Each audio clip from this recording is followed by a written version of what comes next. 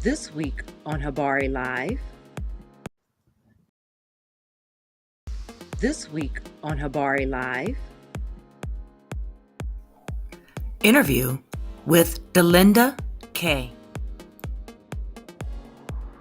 director and producer of Forever Loved. Interview with Eugene Carter, Legal Shield Independent Associate. Saturday, April 27th, 10:30 a.m. Tune in on all platforms: Facebook, YouTube, Twitter, and Twitch. Don't miss this episode. We'll be all the way live.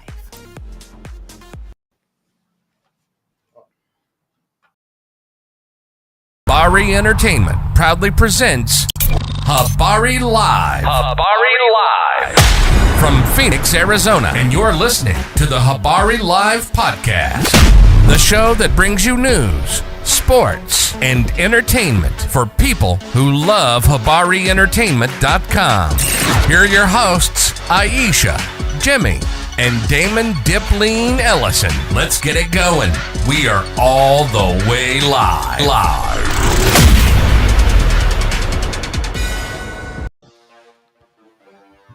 Good morning. Oh, Dip Whack. Awesome. Another episode of Habari Live. Like always, we're all the way live from Paradise Valley in Phoenix, Arizona. I'm Damon Dipleen Ellison. Jimmy. Iesha. All right, we're going to be your host through the guide through the exciting stories and everything happenings in our vibrant community. Yes, we are. Copyright. Goodness. No, we own that, man. So they just no problem. Said it with his chest too. Yes. So Own that. it's hard because we've been getting hit with those a lot, man. But anyway, welcome to the podcast. Today we're going to bring you two very, very insightful individuals making a difference in their community. Today we have the pleasure of speaking to Delinda Kay, movie director and producer and writer and actress of the independent film Forever Loved. And we also have Eugene Carter, a Legal Shield independent representative. And he's going to talk about his business and everything that he does for the Tucson area. So let's go ahead and get it going, man. Let's go ahead and bring Delinda in so we can talk about our movie and get this going. Good morning. Other one, Jimmy. Yeah, bring that one in. Good morning. I can't hear. Can't hear? Hold on 1 second. 1 second. No problem. We hear you fine, though. It may be a microphone. Yeah, it could. May have to allow access Who, us? We hear her Her. fine. for her to hear us. Mm-hmm. Who knows, bro?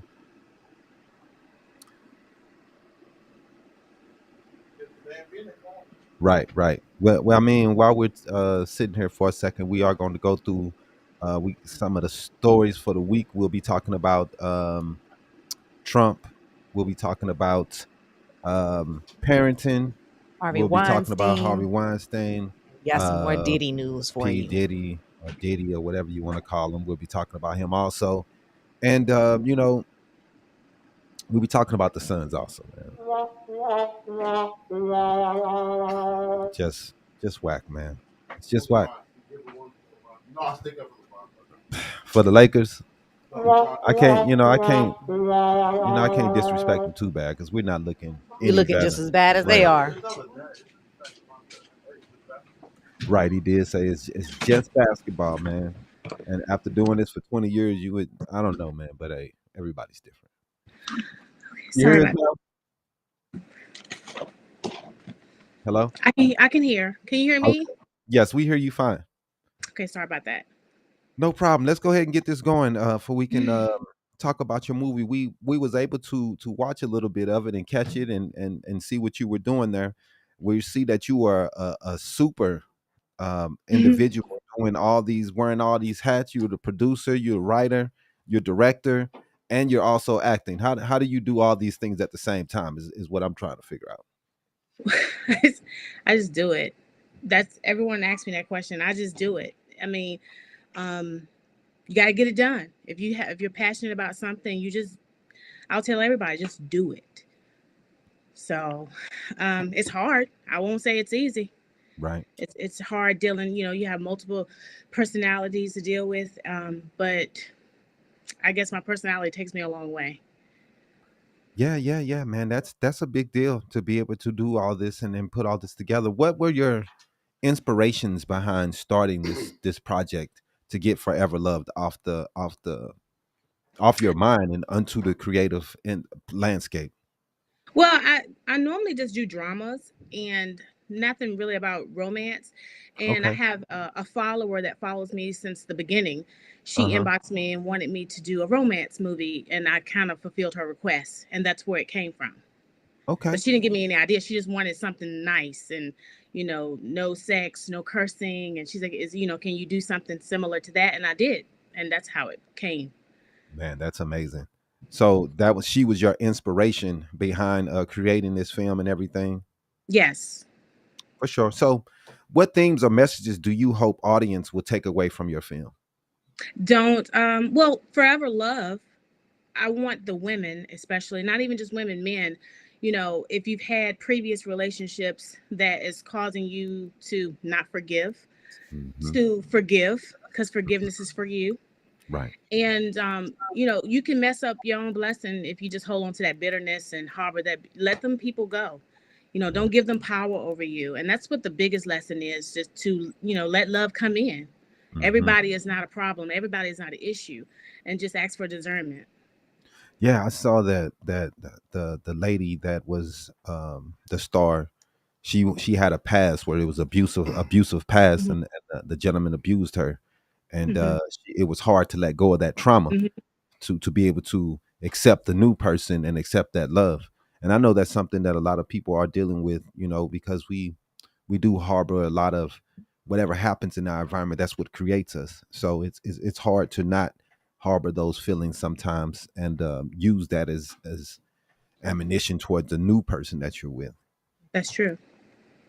So can you tell us about the casting process and what you went to get your cast and the people that you wanted to be in this film?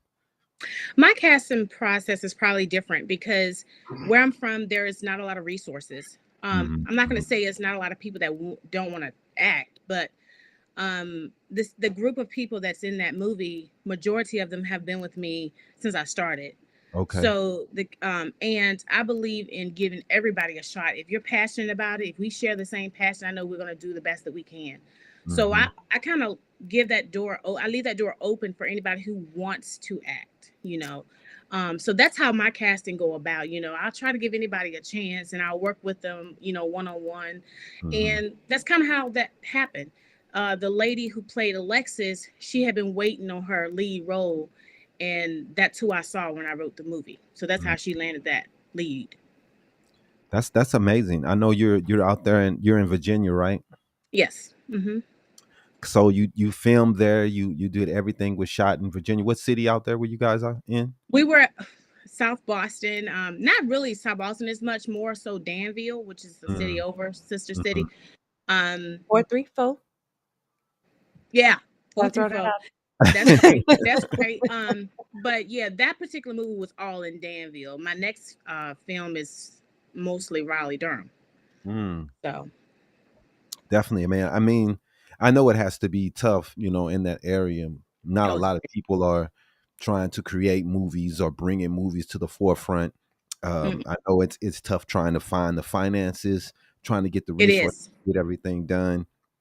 But you're coming through the challenges and coming out strong. So talk to Yeah. the people a little bit how you some of the struggles that you faced trying to create the films that you have created so far. Um, the ultimate struggle is faith. Faith was one of the biggest thing I struggled with because I didn't know if I should be doing this or not. But every Mm, time I would try to throw in the towel, something else would happen to my favor. I would say like the struggles would be money mm, ultimately because you have the passion, you have the drive, but money is always an obstacle. But I use my 9 to 5 to fund the vision. So now I'm no longer looking for people to sponsor. I just do it. Now, Mhm. you're not going to be, my movie is not perfect by far. It's not Hollywood great. However, I gave a great storyline. And Right. I think that people can see that, the drive that I have means something. Hmm. I would just tell people to get your camera and go. Don't worry about what people will say. The audience will say. You're going to get the backlash and everything like that. Receive it. Take notes. Put it in a notebook like I do, and that way it makes you better. So I would just say, don't let money stop you. Just have the faith that know that you can do it. Yeah, that's amazing. That's amazing. Miss, to me, that's inspirational. You don't want to focus on all the negatives. You just want to go do what you love, That's and right. don't hold all the things. Let these things hold you back from what you want to do. You overthink the finances. You overthink the Hmm. situation. Just do what you love to do, and as you get better, you can do better and better films, and That's more right. people will have a backing of you because of the stories that you have put forth. That's So right. that's amazing. So can you discuss some of the specific directional choices that you made while you were making the film, and how they helped you to create the film, or what kind of hardships that you faced while you were doing the directional part of your film? Directional is hard for me because I only have one camera, so I don't Mm, have 4 or 5 cameras in the room. wow. Um, my cast actually helped me because they see the vision. So Right. what happens is, because I'm the DP as well, I have someone read the script, give me, because my directions are written in my script just because I Right. am the director of the Right. photography. So I'll have one person tell me what's my direction, Mm, and they'll tell me, not saying they're directing the film, but I know exactly what I need to do in that moment. So if I didn't have that cast member that helps me do that, she's mm, a cast member, but she's also been with me from day one.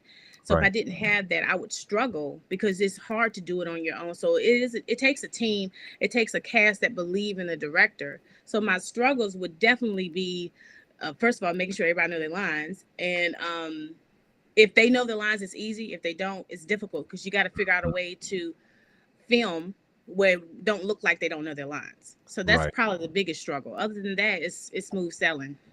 That's pretty cool, man. So how do you see Forever Love fitting into the landscape of romantic dramas, and what set it apart from other films that you have set forth? It went back to true roots of love. For example, it's a lot of stuff in the film that probably people don't see. Like, for example, mom and dad is still together, Mm, and he's 30 years old.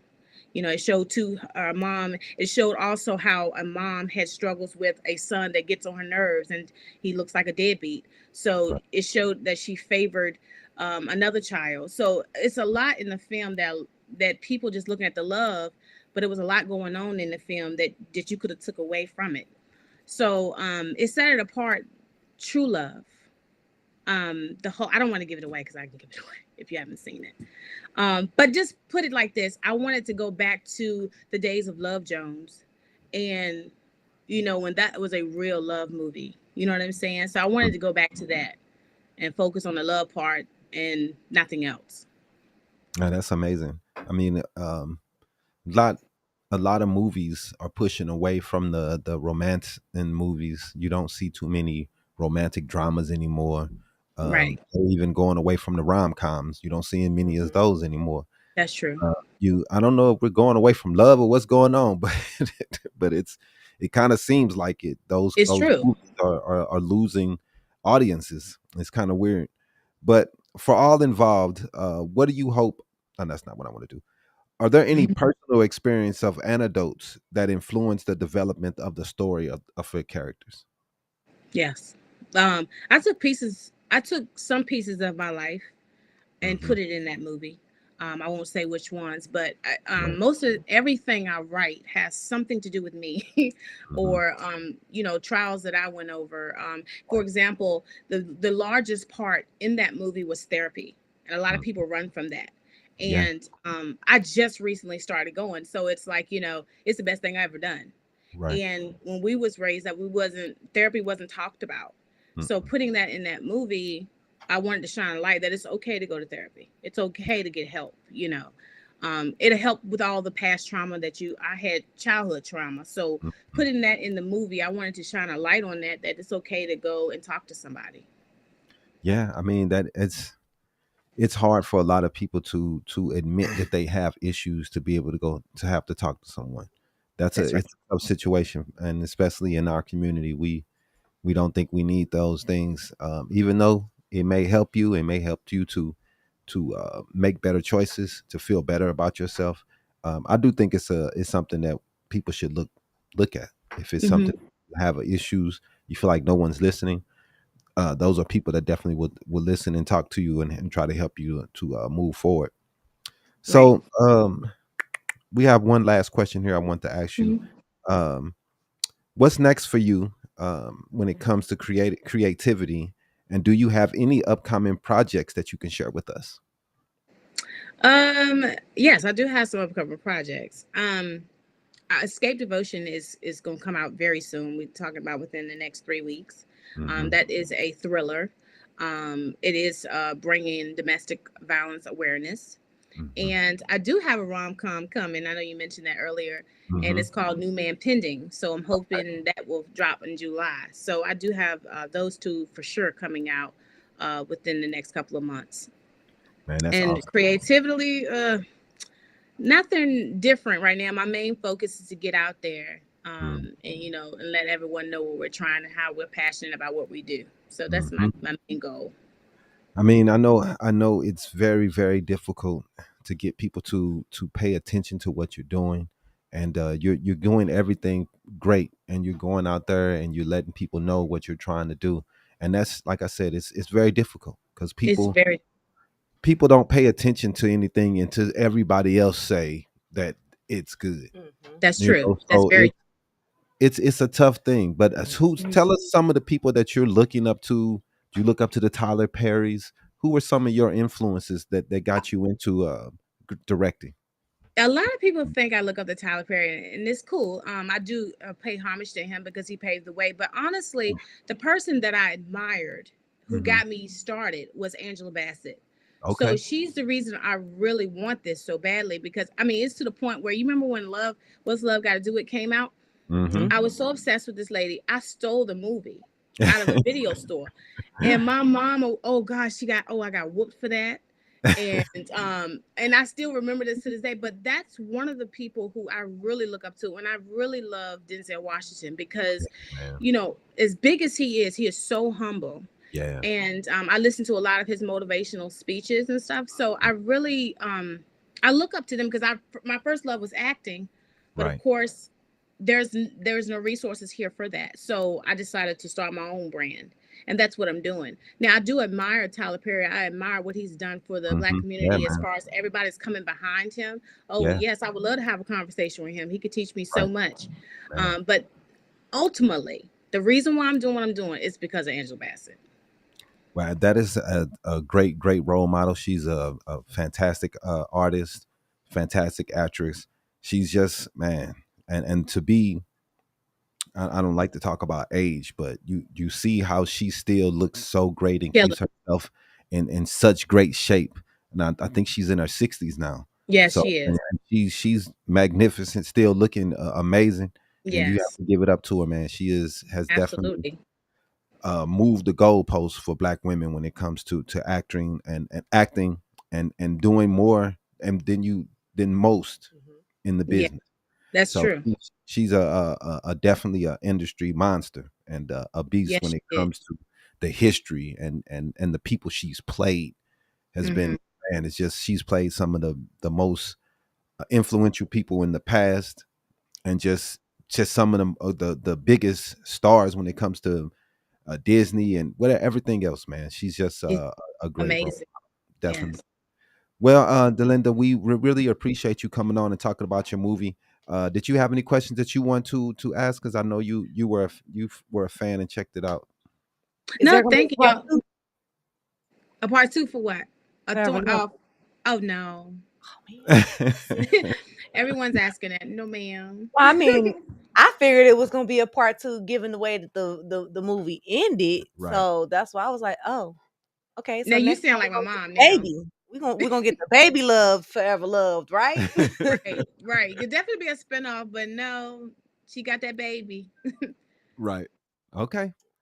Well, Right. hey, we Thank y'all for appreciate you, having Delinda. me. No Thank problem. We hope for y'all. everything great for you in the future. And Thank you yeah, so much. no problem. Next time you come out with something else, please hit us up so we can make sure to get you on. Yeah, next time I'll fly out there. Is that okay? We would love that. We would love that. Thank For y'all so sure. much. No problem. Appreciate you. Bye. Go ahead, go to a quick break, bro.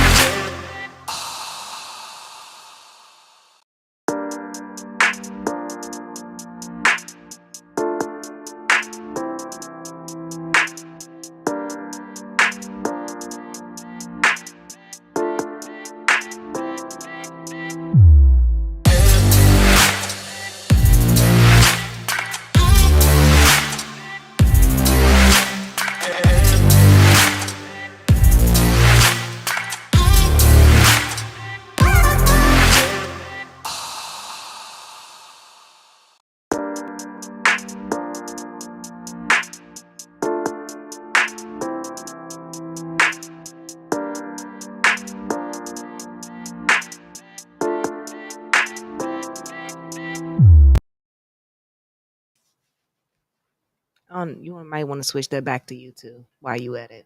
It's on me. What? I don't want to be the face on the camera right now. I gotta do all this. Just because he can't. Welcome back. Welcome back. All right. Jimmy Wack. So we're gonna. One first thing I want to do is I want to say that you want to catch her movie on Tubi. It's called Forever Loved. It's directed by Delinda Kay, so you can catch it. What? Somebody just cussed that one. I'll take that. Cuss that who? Huh? Outside? All right, come on, man. But yeah, we want to make sure that you catch that movie. It's on Tubi, and like I Amazon said, Prime. it's Amazon Prime also, and it's like I said, directed by Delinda Kay, written by Delinda Kay, stars Jamal Jones, Delinda Kay, and Jocelyn Thomas. So make sure to catch that on Amazon Prime and Tubi, and to support her and what she's trying to do with her movie. That's pretty dope. All right. So now we're going to get into an interview with our guest that's in the house today. He is his name is Eugene Carter. He is a Legal Shield representative, independent representative, and he wants to talk about his business and what he can offer you. Thanks for coming to the show, Eugene. Absolutely, I appreciate the opportunity to be here with you today. Yeah, we appreciate you coming through. I know you had a long drive up from Tucson, So we want to make sure that the people know what you're trying to do, and hopefully they can contact you for you can have your services for them. We know how important Legal Shield is and how important it is to know the laws and have someone behind you when things come up, and things come up all the time. You never know. So it's better to be prepared. Can you provide us some background on Legal Shield and its mission? Absolutely. Before I do that, just to give you a little background on myself, just so people have a perspective of who you're speaking with. Definitely. I'm originally from Sacramento, California, and graduated from high school early, went into the military right from there. Okay. Traveled pretty much around the world, probably a couple times. Wow. And that brought me back here to Arizona. I still do some traveling and whatnot. But I point that out because the work that I did was more or less in an act of service, service to other individuals. Right. And as I go through some of the things or speak of them, if you'll just think of the fact that a lot of times we've been benefited by what other people have done for us. And we can't necessarily pay them back, but we can pay it forward or pay it to someone else. So I just wanted to point that out. I also wanted to give credit to your previous guest, Delinda Kay. It's very strong. And I don't know that we always understand what it takes to step out there as a visionary and doing things from the first time. And she was able to do that, have some things in place. So I definitely want to make sure that we give her credit on that. Yeah, she's her movie. That's definitely a big one, man. Your own movie. Yeah. I mean, not many people can say that. Right. Dealing with relationships. We in the community have had some very difficult times. We do communicate, but it's not always effective communication. So that's important. That being said, let me go ahead and get to, she mentioned a word and I didn't want to lose track of that. She talked about vision and it's so important. I think Helen Keller is famous for a lot of things that she said about vision, but it basically, and these might not be her exact words, but it was more or less people with no vision or I'm sorry, it's worse to have sight and no vision than to not have sight and have vision. So that's very important. And I think it talks about it in the Bible also. People without vision will perish. So those things being said, to answer your question about the program, basically what Legal Shield is a program that's set up. It got started back in 1972 by a gentleman in Ada, Oklahoma. And the corporate office is still there. They've tried to get him to move it to New York or California, but he kept it there, kind of grassroots, home type folks. So right now, Legal Shield, formerly called Prepaid Legal, is available throughout the United States, as well as Hawaii and Alaska, and also throughout Canada. So it's basically a plan that's set up and it's paid for through the combined purchasing power. What that means to you and I is we can either pay about, on average, $300, $360 per hour to speak with an attorney that specifies an area. And that's why most people have a fear of talking to attorneys. Our program is about $360 per year for the legal, and it provides a law firm. So all areas are covered. There's a basic package that's set, and everything is covered in the package. But let me just clarify. The things that are primarily set in the package are 100% covered. And anything outside of that is at a discounted amount. So everything is covered. It's just what things are primarily taken care of that we normally deal with. And then the things that we don't normally deal with are at a discounted rate. And that's people have to, you're going to need legal help sometime. I mean, if it's a landlord, if it's you fail in the store, whatever the situation is, man, you're going to need legal advice. And it's we've ran into a couple of situations where we needed it. And I think we use your dad's and we've always tried to, get that help, but it's so expensive, man. It's almost daunting to even go versus these corporations and these companies because you feel like you don't have the resources to get it done. It seemed like Legal Shield is a good way to have those resources at a discounted price. Absolutely. In fact, and I'll just throw this out there if I can. I've heard the phrase, the shameless plug. But my website is eugenecarter.org, EUGENE, CARTER.org. And I mention that because an individual can go to my site, slide down the front of the page, and you'll see some photographic panels. And the panels where there's a white circle around a white arrow is a 1.5-minute video about that. And that's the family plan that's set up for an individual and their family. for an identity theft plan that's set up that provides some things there. And then for businesses, those 3 plans are there, but they can see a 1.5-minute video about each of the plans that are set. And I, you know, like you said, you're talking about identity theft. What we were talking about the person who was marked dead, and they had a hard time getting their information back or being able to spend their bank account, credit cards, things like that. And she had all this trouble. Maybe having someone like you in their corner would have helped her to get her situation fixed faster. I think she had to go a whole year without her debit, credit cards, access to her banks, access to all her information because they closed her bank account. All her accounts and marked her as dead. So like she couldn't pay rent. She couldn't basically man. Just can't live life because they don't see you as a active person in society anymore. So you never know, man. Things like that can happen. And you know, you have these type of people that could be in your corner to help. Could you explain the services that LegalShield offers and how they benefit individuals and or businesses? Absolutely. Before I start into that, let me just state, though, that I don't necessarily do those. I provide the access to them the same way your health insurance agent would provide you access to different hospitals or clinics, and your health insurance agent isn't the physician. Right. So that's the kind of relationship that I have with the company. The services, as I mentioned, and I'll just run through some of them on the legal side, advice and consultation. A lot of times it allows us to be proactive, speak with an attorney that has experience in the area of law that we're needing assistance, and find out what we're doing and where we're at. That helps an individual make the right decision the first time, the proactive approach, as opposed to making a bad decision and then trying to follow up or catch up with it.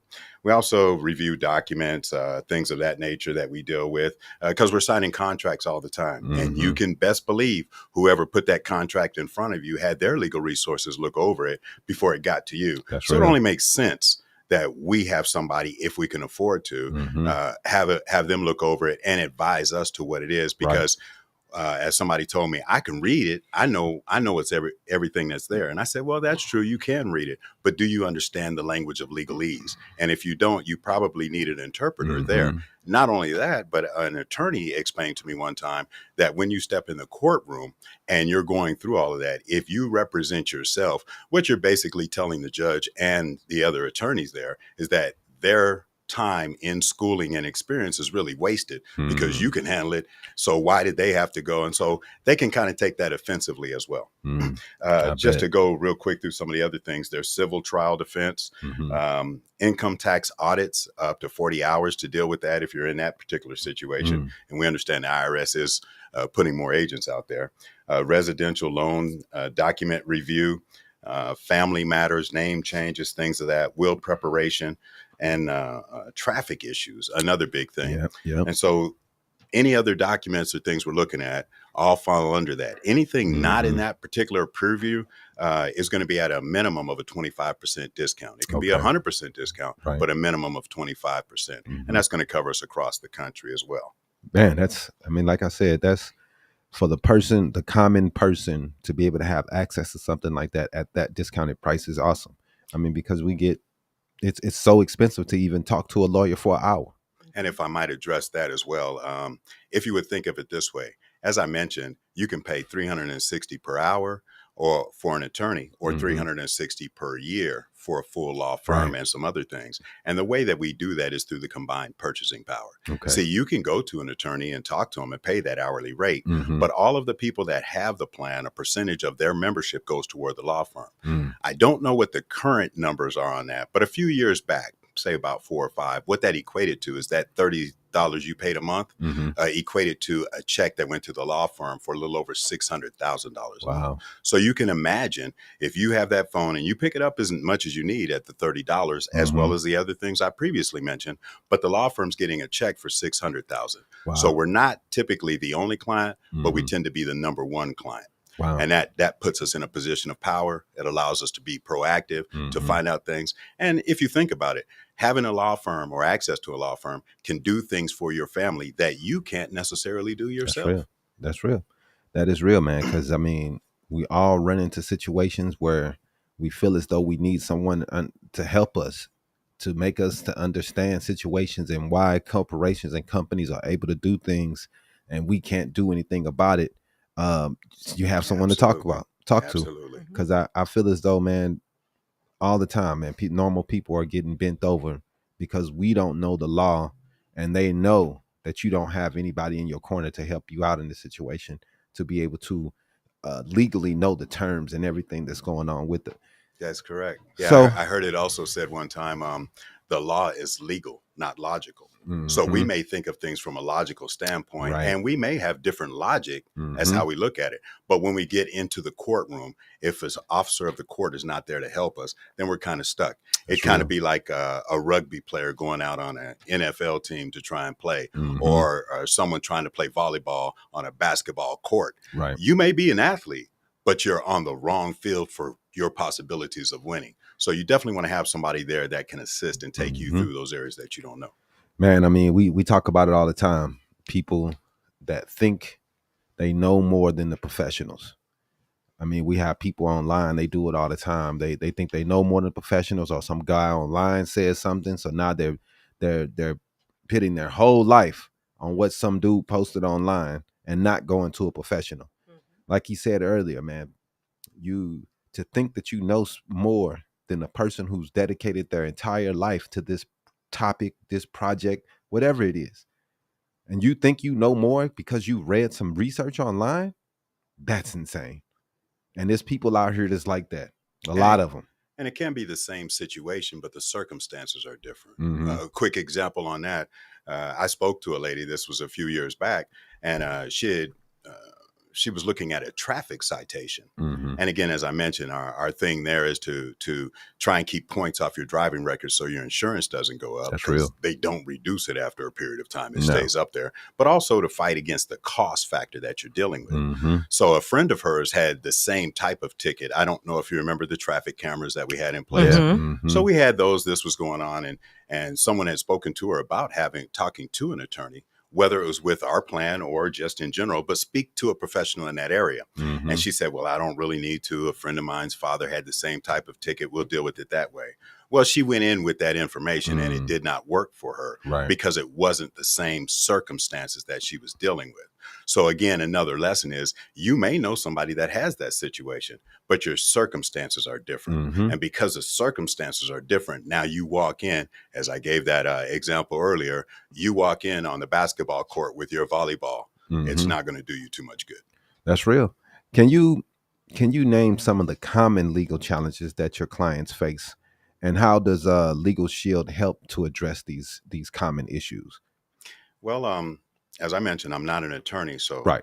I'm not in position to give legal advice. However, I will share with you what different attorneys have shared with me in certain circumstances or situations. One, an individual was buying a house, and I was here in the Valley.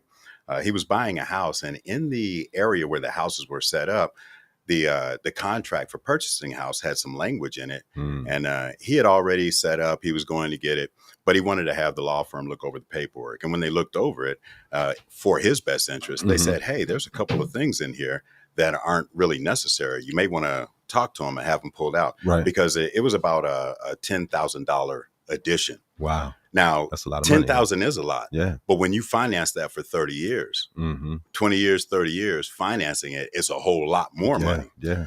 So anyway, he said, well, the contractor has already given me this information. He said, it's set. What do I do? And the attorney told him, just go back and ask him if you could draw a line through it, your initial offer, make the change.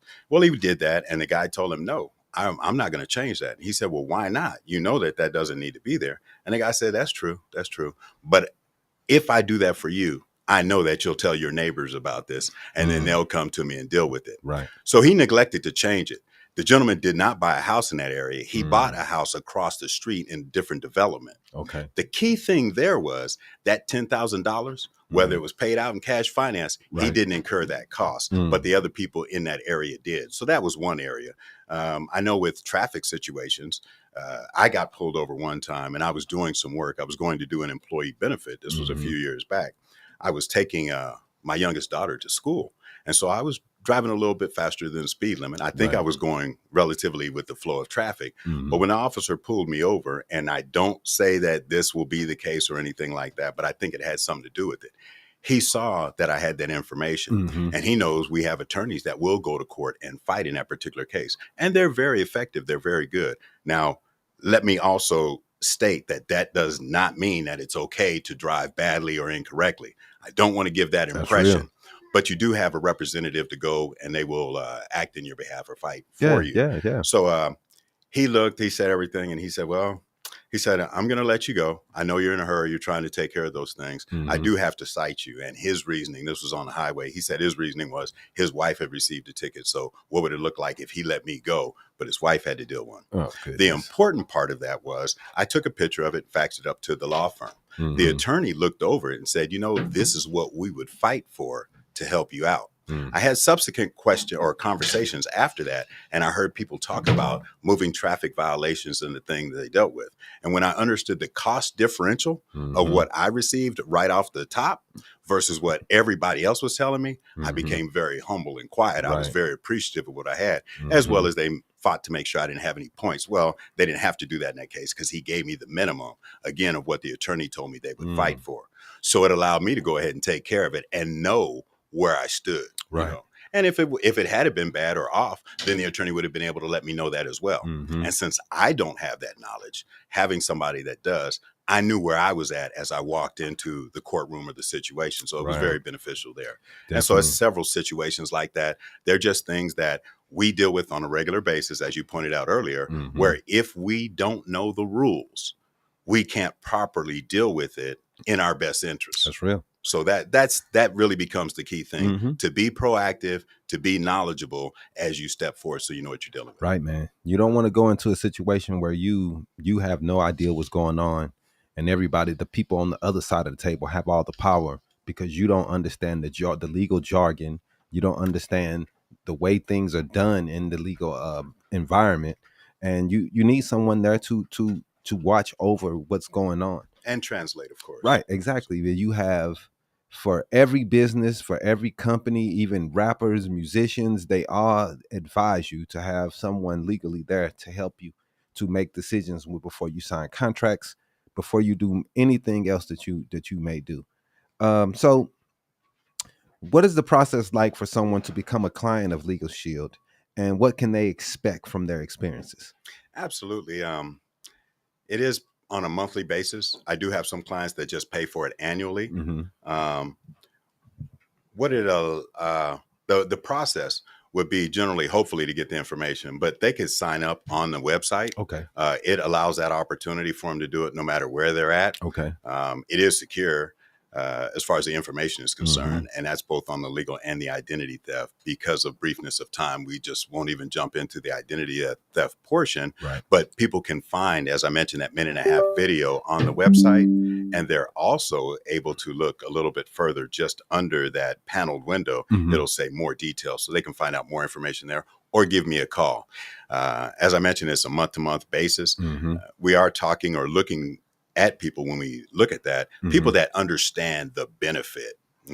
As you alluded to as well, everybody that we look up to prominently, whether it's a business or an individual, everyone, we respect that they make good decisions, and all of them have legal counsel available. In fact, a number of years back, if you remember, Oprah Winfrey was just talking about she had changed her diet and she had cut back on beef, and the cattle farmers of Texas went to sue her because of her statement about her lifestyle and what she changes because of her influence. So she ended up using legal counsel to deal with that situation. And I don't know if they still do, but they certainly were using that as an employee benefit for all of her employees at that time, just so that they would have that access. And again, that knowledge to understand what they're dealing with before it's too late. Yeah, man. I mean, you see it all the time nowadays, man. People are suing over the most minuscule things. They will sue you. They're going to take you to court. That's the first thing people do nowadays, man, is try to get their money. So funny you mentioned that too. We do live in the USA, right? You sue anybody. So, and another thing I've been noticing on that, and excuse me for extending there, but on the bus stops, the billboards, the commercials, we see ads and articles, and nothing against them, but getting a wreck, get a check. That's real. You run into a situation. For some folks, they see that their way of income is by suing others. Yep. Here's my point. They state that you get up to 10 times more by using an attorney. If you have a situation and someone runs into you and they go to one of them for assistance, who's helping or protecting you on your side? That's real, man. That's Just real. saying. Just saying. You have to protect yourself. I mean, we have been in situations where we wish we had someone to help us. So it's important to try to get something to just in case, man.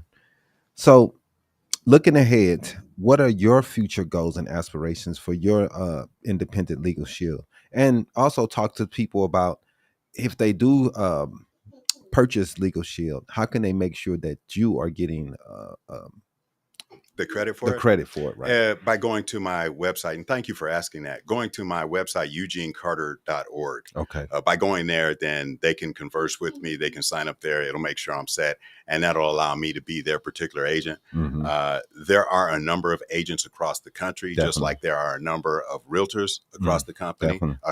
Excuse me. We are regulated by the insurance commissioner of every state. Okay. And we have been around since, I said, 1972.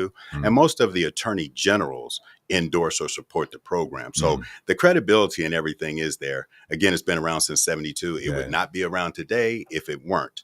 So those things are definitely beneficial. And then, of course, my phone number, or if they at the bottom of that page, they can get back to me, get in touch with me, and I'm more than happy to help them make sure of whatever it is they're looking for is set up. Right. And we, again, just want to make sure, and I say we, the Legal Shield community, and as an independent associate, because I'm not an employee or W-2 of the corporate office. And so that's why it's listed as an independent agent, just as you will find some realtors and some other insurance individuals that are set up. So, yeah, man. It's important that people give you the credit for what you're doing out here. You're out here hustling, trying to make sure that you're feeding your family, man. And that it's important to make sure that you get what you deserve out here, man, because it's tough, man.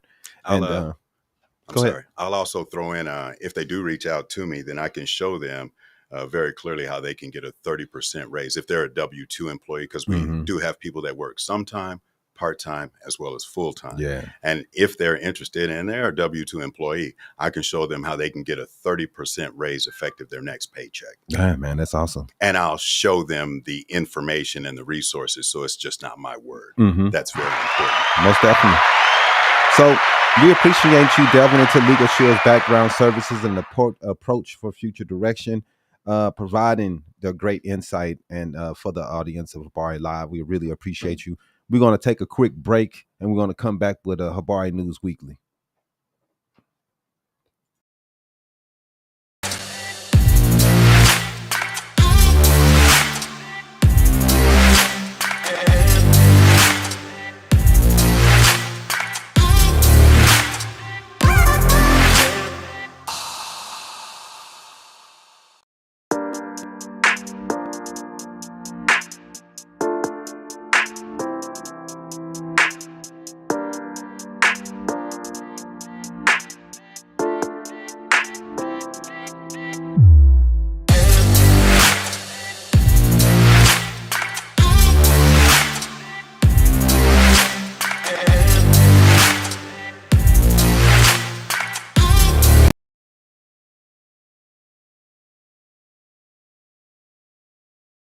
Habari News Weekly with Damon Dipling Ellison.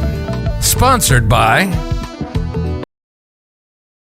No One. If you want to be a sponsor, make sure to email us at info@habarientertainment.com. We do have all type of packages that can work with whatever income that you guys are working with.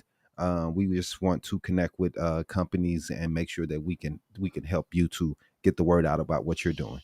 So Habari Live, today we have a couple stories. Let's get into them today. The top story is Virginia's senators propose legislation to tackle gun violence. And what they're doing is something that we've already seen happen with a couple. I forget where that couple was at. Ethan Crumley's family. Yeah, his yeah. Parents. So they paid the price for his decision to go and shoot up the school. Mm-hmm. So this is something Virginia is putting in place. They're calling it, I think, is what was it, Lucia's Law? Mm-hmm. Lucia's Law, where mm-hmm. they're going to do what they can to put parents in prison if their kids get a hold of their guns and I think go do that's something. Going to be I think that's a federal nationwide law they're trying to get passed. Yeah, because I know they just did one on state levels. So. Mm-hmm. Yeah, this right here is just for Virginia right now. So the stories from the heart of American politics, where Virginia U.S. Senators Mark Warner and Tim Kaine are making waves with a bold proposal aimed at curbing gun violence across the nation. In the wake of a devastating tragedies like the senseless shooting of 13-year-old Lucia Bremer in Henrico County, Senators Warner and Kaine are spearheading a legislative effort to address the root causes of such heartbreaking events. Lucia's story tragically cut short as she was shot 9 times by a fellow teenager with documented mental issues, shook the community to its core. The weapon used in her murder, a loaded handgun, was found in the perpetrator's home. Senator Warner expresses the urgency behind their proposed bill, citing Lucia's case as a poignant reminder of devastating consequences of unchecked access to firearms. We had the tragedy in Central Virginia where a caregiver frankly should have been aware that they were giving a gun to someone that could be in harm's way. So what they're doing here, like I said, man, is trying to make homeowners be a little more responsible for their weapons. I mean, make the parents more. I mean, it's been ridiculous. Have the parents be held more accountable for their children's actions. I was talking about it last week. Is so many little kids getting a hold of their parents' guns, and then they shoot another 5-year-old. They shoot the kid across the street. You know, they playing with the gun. This is getting out of hand, man. It's because so many people have access to weapons now. So many people have them that we're seeing a lot of negligence. And who pays the price but little kids? Mm-hmm. You know, and we have to do something about this. We can't just keep letting people just go on home about this because you're being irresponsible with your weapon.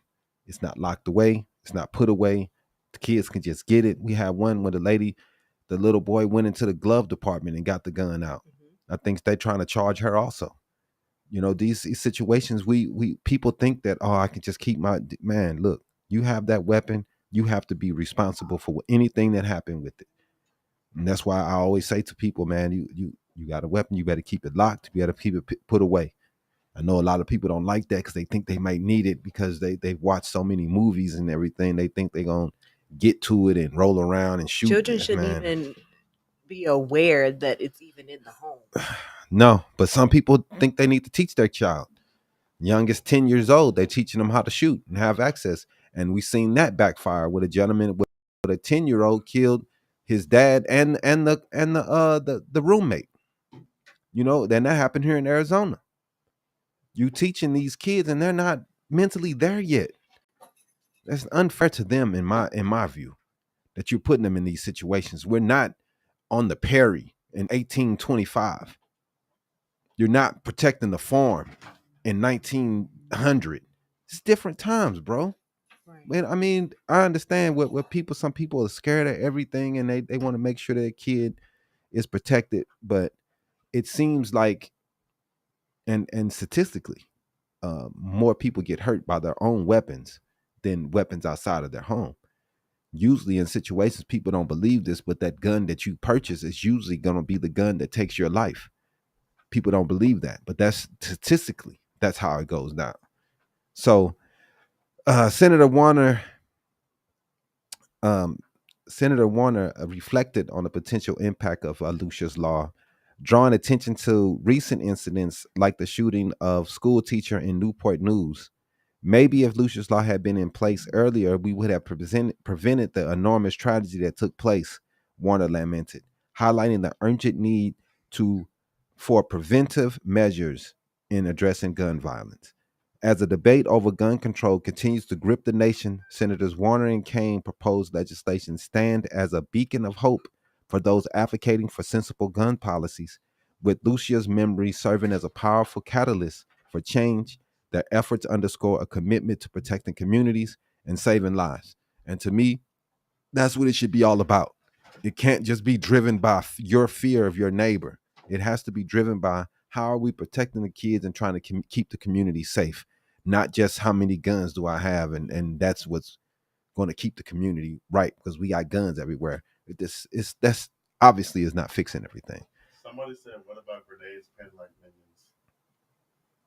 I'm hoping they joking, but yeah, no.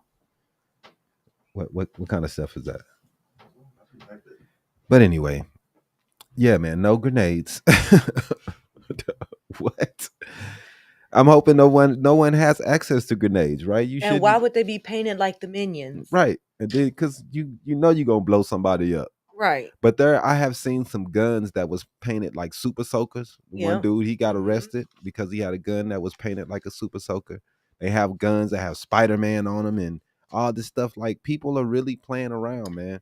And I think I also saw this week in the news where they were saying that they were going to take up legislation about the ghost guns. Yeah. Having them be required to use serial numbers on them now. Yeah. I mean, if you have a gun that you're creating at home, right. You have a gun that you're committing at home, you have to do what you got to do. You can speak as you want to, bro. It's all good. So I just want, we're always been an advocate of common sense gun laws. We've always been that. And the things that we've been through and who we've lost from guns. And I was like that before. My nephew was killed in the streets over dumb stuff. So I've always been like this. I just think that we have to have common sense and accountability. Right. We can't have everyone. I just wish, like I say all the time, I wish it was like the driver's license. You want a gun, you have to go through certain tests to be able to prove that you can handle this gun, to be able to prove that you are going to need this gun, and be able to take care of this gun and be responsible, just like a car. Take your test, pass the test, go through the written test, go through the physical test. Right. So, like, for real. Tennessee introduced their lawmakers introduced legislation to where they want the teachers to be armed. Right. So now they're going to have the teachers go through a 40-hour training. How you gonna make them go to training? But there's no option for the parents to say, I want to opt out. Right. I don't want my child in that teacher's class because they have a weapon. The parents will not know which teacher has the weapon in the classroom. So here's my thing. What happens when that teacher has a bad day? What happened when that teacher's experienced something in life, maybe a death in the family or something tragic, and now they're going through depression, and your kid comes in the classroom giving the teacher a hard time. The teacher just, pow, you dead. What you gonna do then? Well, you know what they're gonna do. Well, not only that, and those are very credible questions to look at. But another thing that's been brought up lately is that teacher hasn't necessarily had the experience or training necessary to be able to operate in that environment. That's real. Not only that, their responsibility for the safety of that child. So if something were to happen at the school, instead of them maintaining safety in that classroom for those children, then they would have to go out of the classroom looking for whoever the perpetrator of these offenses That's are. Real. So there's a number of different areas or questions that come up, as you mentioned. Right. Why it's significant or important. Right. Another one of the things that they were mentioning was the fact that insurance companies that insure the schools, right, they would lose liability if these teachers are picking up responsibilities that do not include teaching. Right. Absolutely. Right, man. And also, you have a weapon in school. Now one of the kids get their hand on the weapon. Yep. And then what happens then? One of the kids then killed themselves. Then who's responsible? Is the teacher responsible? Is the school responsible? Is the child's parent responsible? Or maybe it's the people that put these dumb laws in place are the ones that responsible. But that's not going to happen. But, they want to keep pushing everything off to everyone else except taking the responsibility. You are the people that want these gun laws in place, lax gun laws in place. So to me, you are the people that should be coming up with ways to fix this stuff instead of just putting more guns out here, which seems to be that's their opinion. That's their solution is more guns. Add more guns, more guns, more guns, less places where guns can't be, more. That's what their answer to everything is. So they're insane. And you know what I mean? They're insane. So let's move on to the next story here before we can get up out of here today. We got grand jury indicts fake electors in Arizona. I didn't really think they was gonna do this, because like they said, the Arizona is a backward state. We're trying to come out of it. Right. It took us 2 rounds to repeal the abortion ban. So they trying to ban it. Hopefully they can come around to their senses instead of having laws in place that's from 1860. Right. It's just terrible, man. Arizona is trying to become a more forward thinking state. We have more people that's coming here that's more forward thinking instead of everybody being so backwards out here. Mm-hmm. I mean, just from when I moved here to now, it's just the politics are totally different. Totally different. And we still have a lot of Republicans that's in power out here, but the Democrats are doing more representing, trying to make sure that these people are held accountable for what they're doing. In 2020, Trump and his people did a lot in Arizona to try to overturn the election here because it was such an important state, and he lost. He lost the state. People don't want to vote. We're changing. So he lost this state.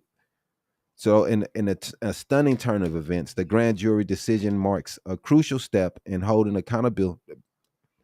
those accountable who sought to undermine the integrity of the electoral process. The indictment comes amidst mounting scrutiny over efforts to subvert the will of the voters and sow seeds of doubt in the democratic process. The case centers on individuals who masqueraded as legitimate electors, unlawfully sought to overturn the result of the 2020 election by submitting false certificates declaring Donald Trump the victor in Arizona. Their actions not only violated the sanctity of the electoral process, but also undermined the foundation of democracy itself. As the legal proceedings unfold, attention turns to the broader implications of this indictment on the future of American democracy. The grand jury's decisive action, sends a clear message that attempts to circumvent the democratic process or will of the people would not go unpunished. And that's important. It doesn't matter who wins. I think back to 2000 when Gore, he stepped back and was like, all right, man, I'm gonna go ahead and let you take this. Trump, you won Florida. So he graciously bowed out, gave Bush the win. Trump did not do that at all. Like, it was the first time that someone did not come to the other opponent and say, you won, it's on you, you are the winner. He's still saying that it was stolen. I mean, I don't care about your politics on which side you're on, but you have to realize that this is not helping the process by saying that it's cheated and someone stole something, and then to come back again and try to run again. Why are you running in something if you think that the process is broken? Why do you keep running? He's running because he knows it's not broken. It's just a lie that he's telling to you. He's trying to run again, not because he knows he can get enough votes. He's not doing it because he knows he's going to get cheated. Like, he keeps saying, I'm going to cheat it. Obviously, he knows that's not the truth, or he wouldn't put his name down. I mean, if you know 100% you were cheated, why would you come back 4 years later? Because you know the process is real, and this is what you have to do to win. And he's trying to do everything he can to get his butt back in there. And to me, it's like, you won the first time. Does that make it illegitimate because you're saying that everything else is fake? That's how I look at it. You won once. Is that fake? Or is it just when you lose is it's fake? Like, it's ridiculous. So I'm happy that Arizona took the strides to make sure that these people pay for it. It's I'm not going to go into the names of all the Republicans, but it's a lot of Arizona Republicans that will be paying for this, and good, they deserve it. So the main story you want to discuss today, we still got 30, right? Or you said you got 15, something like that. Anyway, the main story we want to talk about is the discussion on this this grandmother's alleged involvement in a school altercation. So where we're going to take a deep dive into the headline sparking conversation around the world. Today we're unpacking a disturbing incident that occurred at McMonagle. I don't even know. McMonagle, I guess that's an elementary school in Mount Morris Township, Michigan. In a shocking turn of events, a grandmother found herself in handcuffs after allegedly aiding her granddaughter in a violent altercation with another student. According to Mount Morris Township Police Chief Michael Virich, the grandmother accompanied her granddaughter to the school for a behavioral meeting, but ended up taking matters into their own hand. Here are some of the key points to consider about this troubling incident. Yeah, man. I mean, I saw this story and I just was like, are we serious? Yeah. Not the mama went in with the daughter. The grandmother. The grandma. The one that's supposed to be sitting at home crocheting. And we just talked about this last week, man. How people just be like, oh, my kid is always right. Like, this new way of thinking. I couldn't imagine my grandmother coming with me to school to go beat up somebody. Like, what is going on, bro? Grandma would have been the first person telling me what I did wrong. Or probably getting a whooping for even getting in a fight at school. Nah, grandmother gonna go up there to school with you to jump them. Then I seen a meme yesterday, and it showed 5 girls standing outside talking about, come on. They trying to fight me like, what if your granddaughter was in this situation? She was in the house and these girls was outside. What are you gonna do? Going to get your ass beat. And you know what most of these grown people said? Oh, I'm catching a case. Yep. Oh, I'm going out there and beat some of those little girls' butt. So you gonna fight kids? And catch a case yourself with a kid. Like, dog, the ignorance is, man, and I see it all the time online. Everybody, oh, I'm riding with my kid. I understand you don't want to see your kid beat up. But if you want to fight your kids' battles, which this is what you're doing. What are they gonna do when grandma isn't there anymore? How are they gonna be able to handle the world when grandma isn't there? How are they gonna be able to little handle kids? Life? Because grandma can't go with you to work. How you gonna be able to this is the things we talk about. You are giving the power to violence, not teaching the child how to avoid these situations, not teaching the kid how to keep themselves out of these situations. Or to even de-escalate the situation. Right. You're escalating it. And you're grown. You're in your 30s, 40s, 50s. And you're talking about you're going to beat up a little kid. Proudly. And we proudly say these things online. Yeah, I'll be grabbing, so I'll catch me a case. That's where that alleged assault comes in. The altercation reportedly took place inside the school bathroom where the grandmother and her granddaughter confronted the student. So what happened is once the grandmother and the granddaughter were buzzed into the school for the behavioral meeting. Right, it was a meeting. The grandmother, is that the girl? Oh, okay. And they followed her into the bathroom. Grandma holds the little girl down while the granddaughter beats her up. I'm glad grandma got arrested. Man. Grandma deserved to catch a case. She does, because that's ridiculous. Grandma deserved to have assault and battery on her name right now. It's ridiculous. How is a grown-up gonna go fight a kid and hold the little kid down so the granddaughter can beat her up? As adults, parents and guardians have responsibility to model appropriate behavior and resolve conflicts peacefully.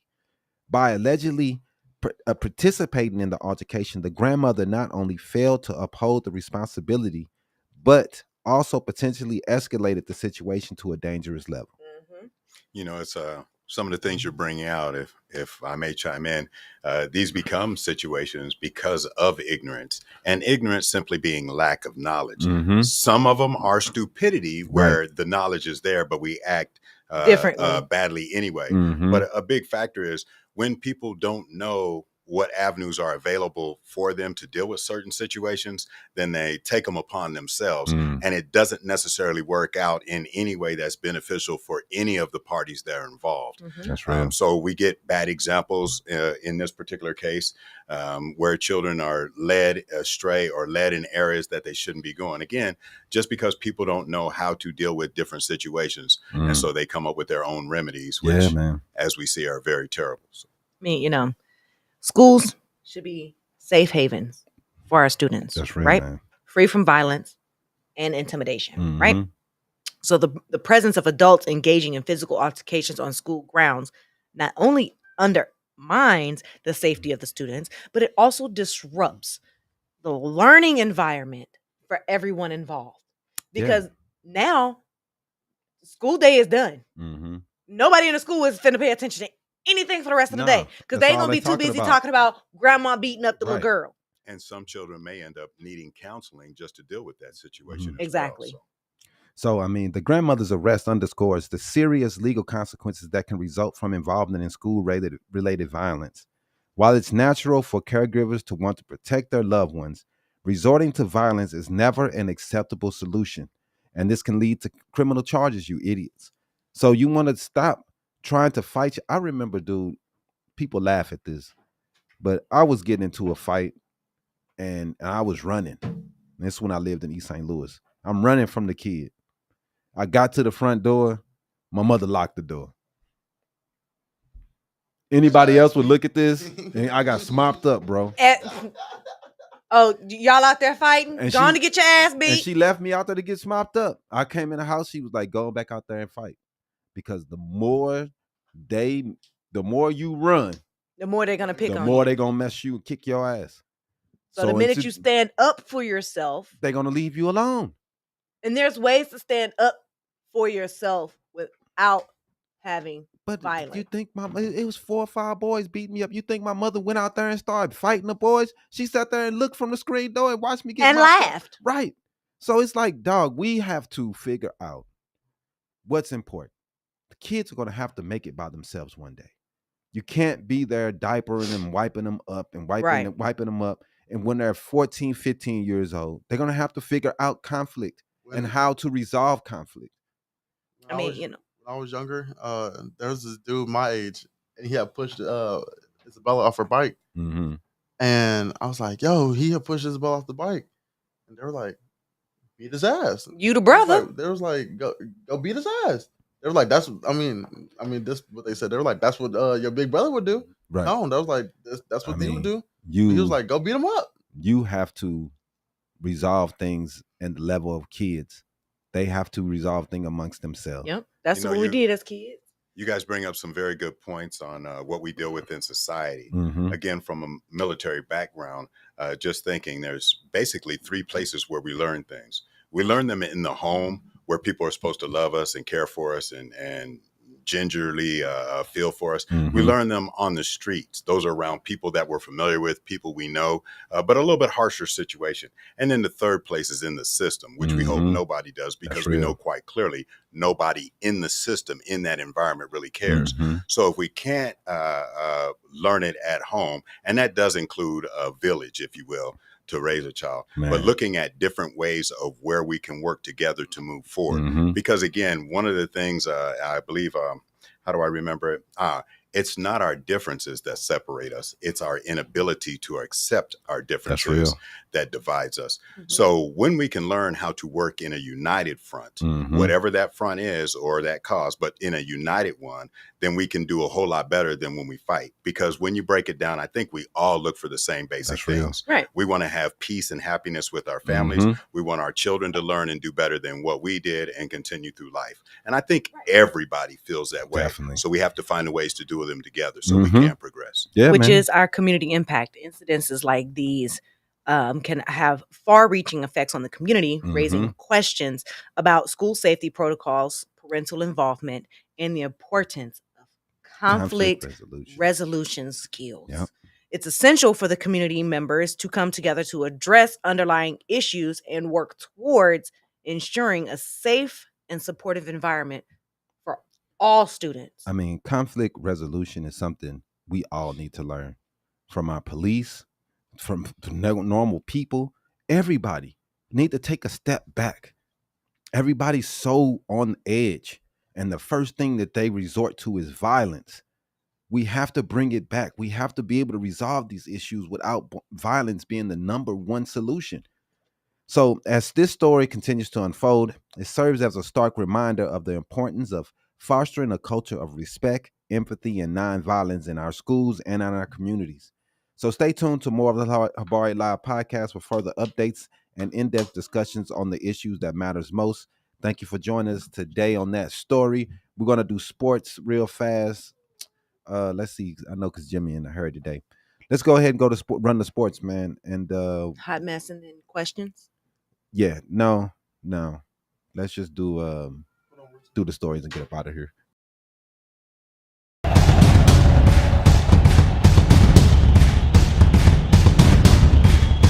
Habari Sports.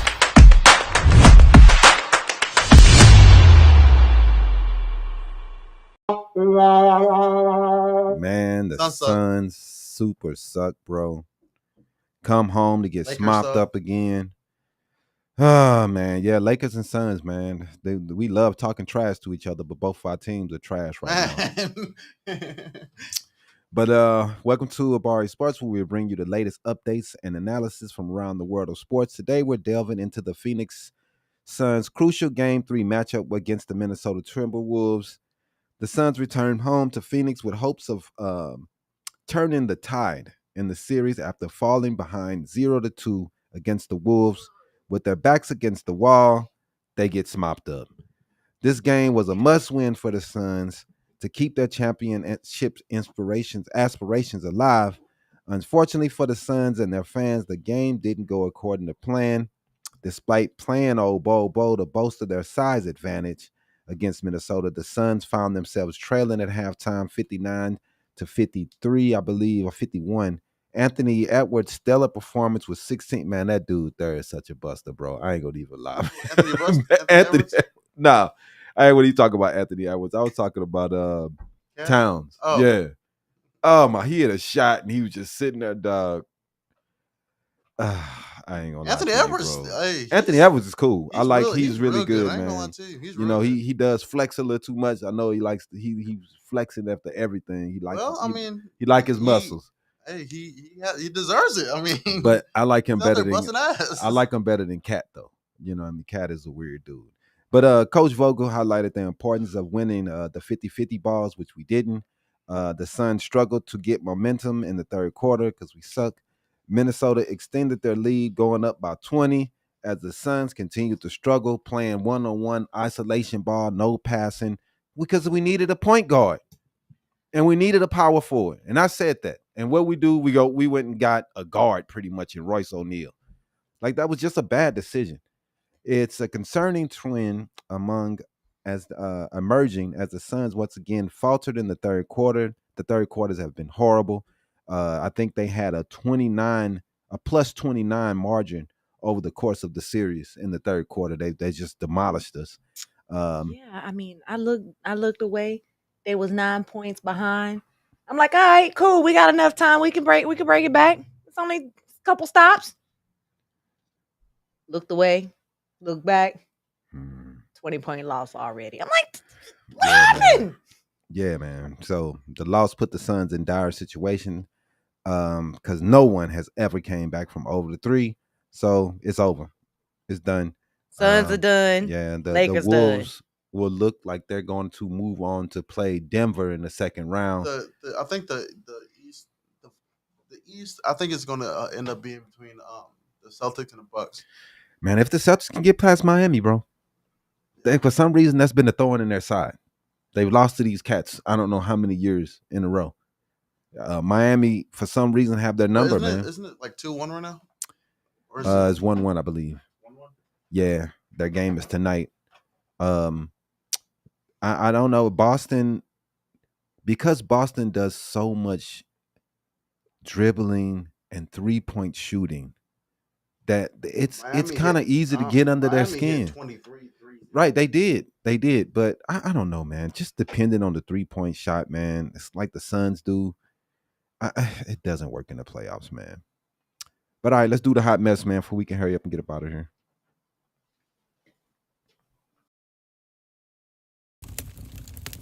Get ready for the week's Hollywood Hot Mess with Iesha Rowan.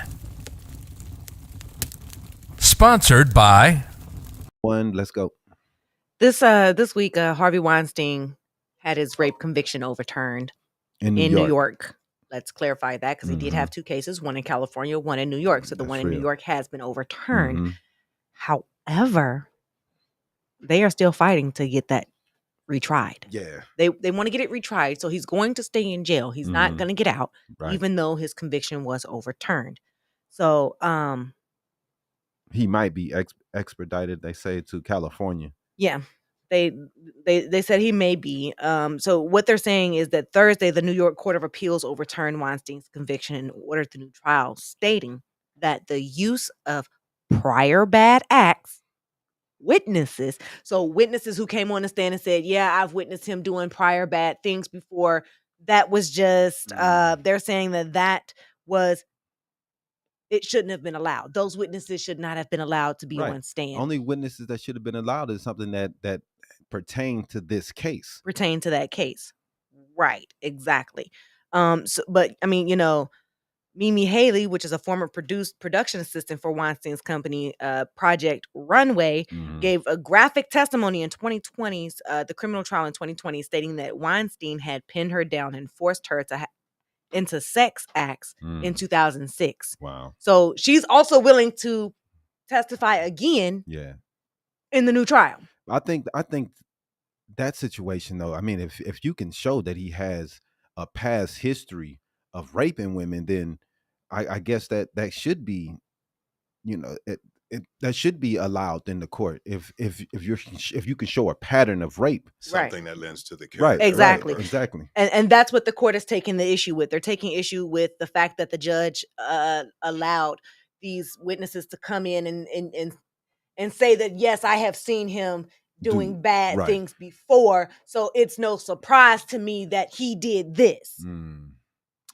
That's a tough one, man. But I mean, those witnesses are essentially character witnesses. Right. Exactly. Because those people are coming in and speaking to say, hey, I've witnessed him be out of character and not do what he should have done. I mean, if this was on the behalf of him and people were coming in and saying that he was a good person, they would allow that. Right, exactly. So what is the difference in between allowing someone coming in to say that his character is not great? Right. So he may have done these things. But they're saying that this overturned conviction is a major setback for the Me Too movement.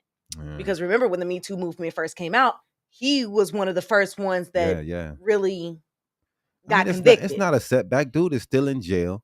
He's been outed for everything he's done. I don't see it as a setback. This is going to be a legal battle. It'll depend on what they focus on, whether they focus on, as you guys have already pointed out, that those witnesses don't reflect on this particular case, or if they focus on this is a contribution or showing what his character is. Right. So whatever the focus is, and again, that's why you want players that are familiar with that particular foundation or that particular area, that playground, to deal with what's set up. Yeah, man. So, yeah.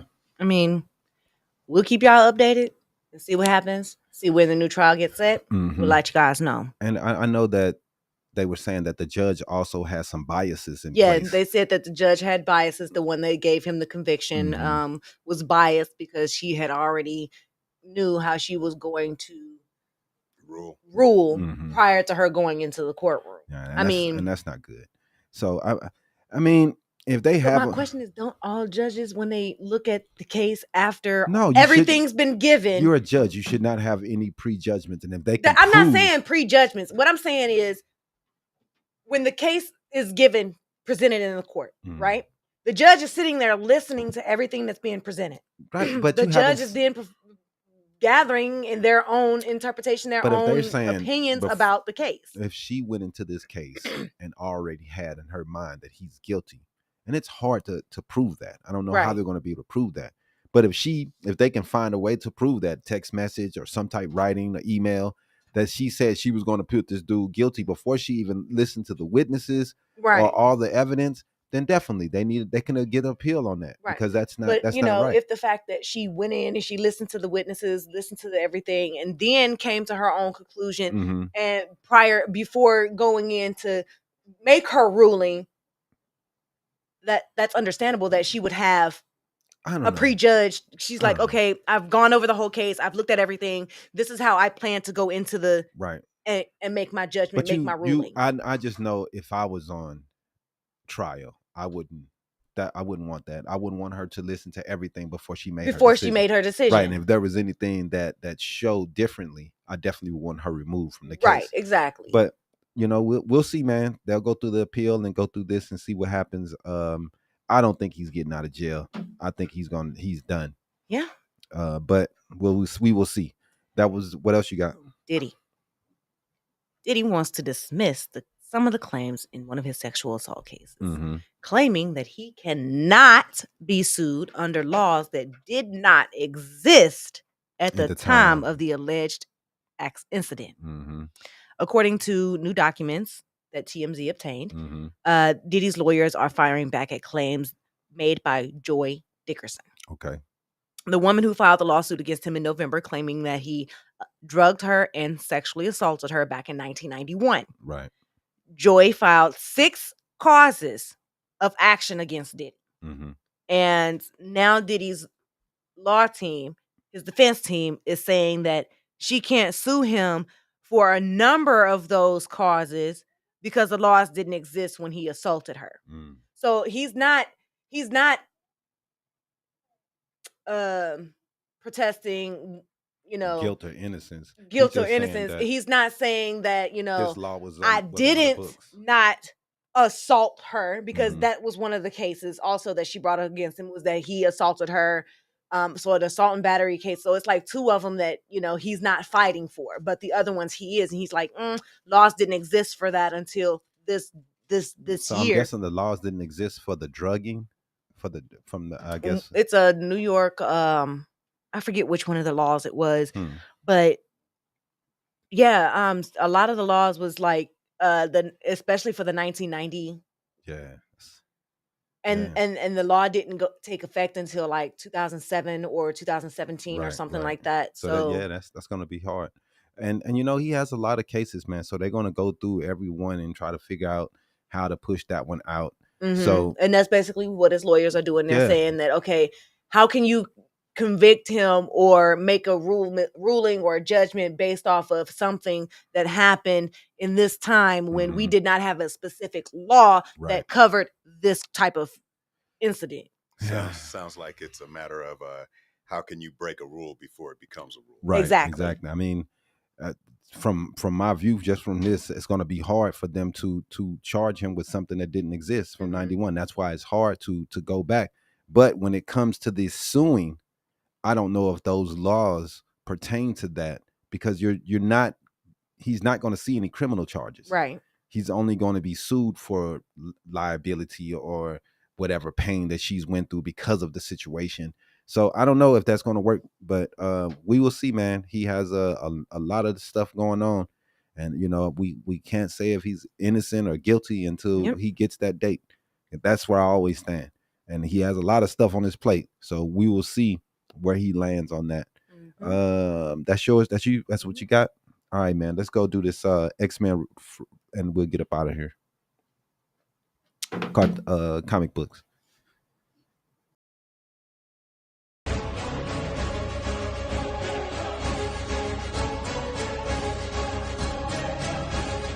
Comic Book Corner. Sponsored by... We have another episode of X-Men 97, episode 7 that came out. We want to talk about a little bit. So if you Don't want any spoilers. This may be the time to leave. So the latest episode, much anticipated revival of the beloved X-Men animated series with X-Men 97. Today we're unpacking the latest episode, what was called Bright Eyes. We get to see Rogue, man. She went hard, man. We get to see her powers, something we really didn't see in the movies. And then on some of the old cartoons, they didn't show how tough she actually is. First off, the episode continues the trend of X-Men 97 delivering fresh twists on classic comic book storylines. Just like this predecessor, the X-Men, the animated series, this revival has been a masterclass in updating iconic narratives while still keeping the essence of what made them great. The episode deals with the aftermath of the destruction of Genosha, a heartbreaking event that has profound consequences for our heroes. Nightcrawler's poignant eulogy at Gambit's funeral and Rogue's unbridled pursuit of justice added layers of emotion and complexity to the storyline. But the real shockers come in the form of major reveals that will have fans buzzing for weeks. Cable's connection to Cyclops and Madeline Pryor is finally confirmed, adding a new dimension to his character. And then there's the bombshell that Magneto, presumed dead, is alive and being held captive by a mysterious new villain. Enter Bastion, voiced by Theo James, a white-haired man dressed in purple with a sinister agenda. Initially teased as Mr. Sinister, Bastion emerges as the true big bad of the season, wielding power and influence that threatens the entire animated universe. For those unfamiliar with the character, Bastion's origins are as complex as they come. Created when Nimrod, the futuristic Sentinel, merges with the Master Mode, Bastion is the embodiment of technology and terror and mutant prosecution. His introduction into the comics was nothing short of monumental, and now he's poised to wreak havoc in our favorite mutants once again. The episode reference to the Siege Perilous and the cosmic forces at play only add to the intrigue, hinting at a greater challenges ahead for the X-Men. It's a great episode, man, and it really went into some great stories. And as we eagerly await the next installment, Bright Eyes leaves us with more questions than answers, setting the stage for an epic showdown between our heroes and Bastion. Stay tuned to Habari Live Podcast for more in-depth analysis and discussions on all things X-Men 97. Deadpool and Wolverine trailer again came out too. Oh yeah, man. The trailer did drop this week, man. I think that was the best trailer I saw. It was really dope. We got to see a lot more of Wolverine. We got a lot more insights on what's going on and how the story is bringing Wolverine into the universe. We got to see Charles Xavier's sister. I forget her name already. Oh, Nova. And we got to see Cassandra Nova. And we got to see a lot more of the characters. We see our Ant-Man head, a giant man head land in the void. Mm-hmm. We got to see a lot, man. So this movie should be, it's the only one this year. So it's gonna make $1 billion the first weekend. Has been my saying the whole time. But the clips, the trailers have been great, man. And we're really looking forward to Deadpool and Wolverine. Or was it Wolverine and Deadpool? Deadpool, Wolverine. Whatever. Yeah, we're looking forward to it, man, and we'll be first in line to go check it out. So, man, we want to thank you, Eugene, for coming through and talking with us about Legal Shield and your business and everything that you're putting forth for the community right now. Thank you for the opportunity. Right now, you can go ahead and tell the people again how to contact you if they need Legal Shield services and they want to make sure that you are the person that they get them from. Absolutely. Thank you. That's EugeneCarter.org. EugeneCarter.org.